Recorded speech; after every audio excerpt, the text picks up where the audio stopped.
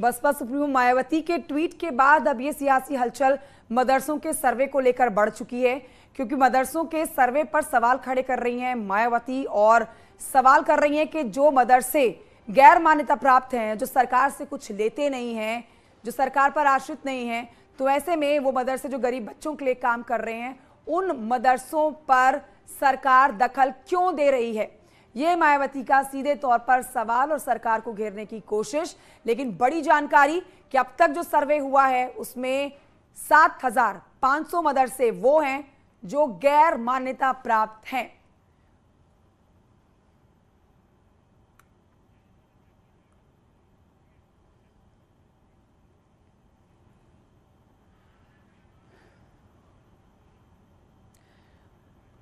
और इस समय हमारे साथ हैं यूपी के अल्पसंख्यक मामलों के मंत्री दानिश आजाद अंसारी साहब। स्वागत है सर आपका। पहला सवाल आपसे कि क्या यूपी में मदरसों का काम पूरा हो गया है? देखिए, सकारात्मक भाव से योगी सरकार द्वारा उत्तर प्रदेश के गैर मान्यता प्राप्त मदरसों का सर्वे कराया जा रहा था, जिसका मकसद था कि हमारे ऐसे मदरसे जो गैर मान्यता प्राप्त हैं, वहाँ जो हमारे मुस्लिम नौजवान पढ़ रहे हैं, उनकी बेसिक फैसिलिटीज़ के बारे में जानकारी करना। और सकारात्मक भाव से किया गया सर्वे, जिसमें प्रदेश भर से सबका सहयोग प्राप्त हुआ। सर्वे की रिपोर्ट जिले स्तर से शासन स्तर पे जल्दी आ जाएगी और निश्चित तौर पे सर्वे रिपोर्ट आने के बाद योगी सरकार जिस तरीके से 2017 के बाद से अभी तक मदरसों के बेहतरी के लिए, वहाँ के नौजवान छात्रों के अच्छी तालीम के लिए काम कर रही है, आने वाले दिनों में हम इसी दिशा में और भी अच्छा काम करेंगे। ठीक है, तो सर्वे में कितने मदरसे अवैध मिले हैं सर, और सरकार क्या कार्रवाई करने वाली है? देखिए, कहीं भी किसी तरीके से कोई अवैध मदरसे के बारे में कोई सर्वे नहीं हो रहा।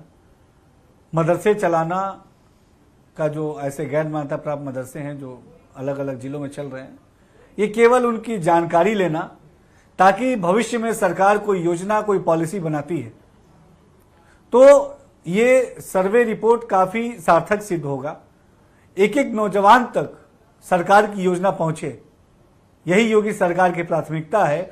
और आंकड़े आने के बाद उन नौजवान छात्रों के लिए जो उन गैर मान्यता प्राप्त मदरसों में पढ़ रहे हैं या हमारे मान्यता प्राप्त मदरसों में पढ़ रहे हैं, तमाम छात्रों का जब एक आंकड़ा आएगा, सरकार कोई भी पॉलिसी, कोई भी स्कीम्स, कोई भी योजना बनाती है तो निश्चित तौर पे हर व्यक्ति तक, हर छात्र तक, हर नौजवान तक योजनाएं पहुंचे, ये चीजें सुनिश्चित हो पाएंगी।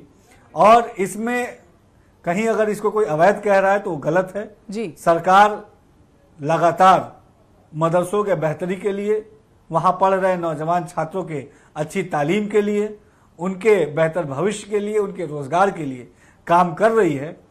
और हम 2017 के बाद से अगर आप देखिए, योगी सरकार ने मदरसे शिक्षा को और बेहतर बनाने का काम किया है। ठीक है, चाहे मदरसों में एनसीईआरटी कोर्स लागू करने का काम हो, मदरसों में एनसीसी, एनएसएस लागू करने का काम हो, मदरसों को डिजिटल करके मदरसों के लिए एक एप्लीकेशन बनाने का काम हो, हर जगह हमने मदरसों को समाज के जो शिक्षा के मुख्य धारा है उसमें लाकर उनके नौजवानों को, जो वहां छात्र पढ़ रहे हैं मदरसों में, जो बच्चे पढ़ रहे हैं, जो आम गरीब परिवारों से आते हैं, उनको भी अच्छी क्वालिटी ऑफ एजुकेशन मिले, ये चीजें योगी सरकार ने सुनिश्चित की। ठीक है सर, मायावती के ट्वीट की बात कर लेते हैं। मायावती ने ट्वीट करके पूछा है कि जब गैर सरकारी मदरसे सरकार पर बोझ नहीं बनना चाहते तो सरकार मदरसों को लेकर दखल क्यों दे रही है? इस पर आपका जवाब।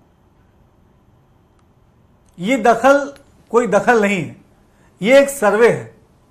अगर एक आम मुस्लिम का बच्चा कहीं पढ़ रहा है गैर मान्यता प्राप्त मदरसों में, वहां उसको पानी पीने की अच्छी सुविधा मिल रही है कि नहीं, वहां जिस भवन में पढ़ रहा है, जिस बिल्डिंग में पढ़ रहा है, कहीं वो बिल्डिंग जर्जर तो नहीं, भविष्य में कोई दुर्घटना ना हो जाए, जो फर्नीचर पे वो बैठ रहा है वो फर्नीचर कैसा है। अगर सरकार ये चीजें जान रही है तो इसमें गलत क्या है?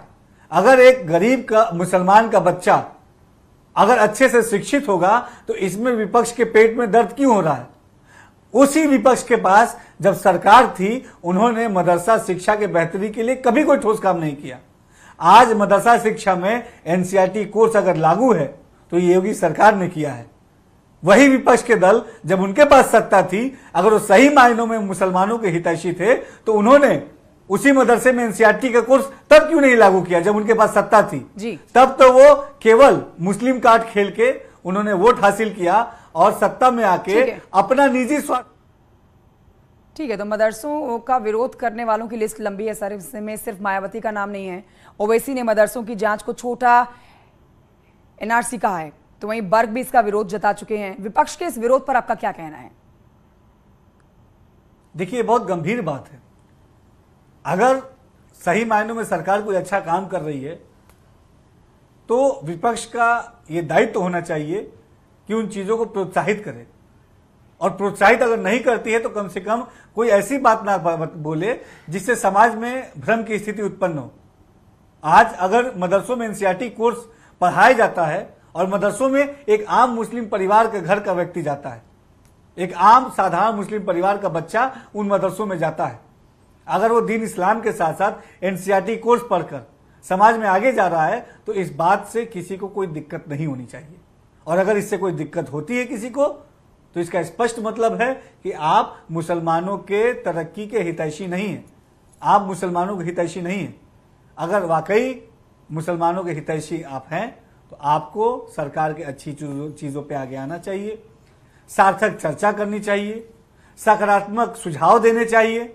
सरकार ने तो ओपन प्लेटफॉर्म रखा है कि आप आइए, सुझाव दीजिए, और हम हर सकारात्मक सुझाव का सार्थक चर्चा के लिए तैयार हैं।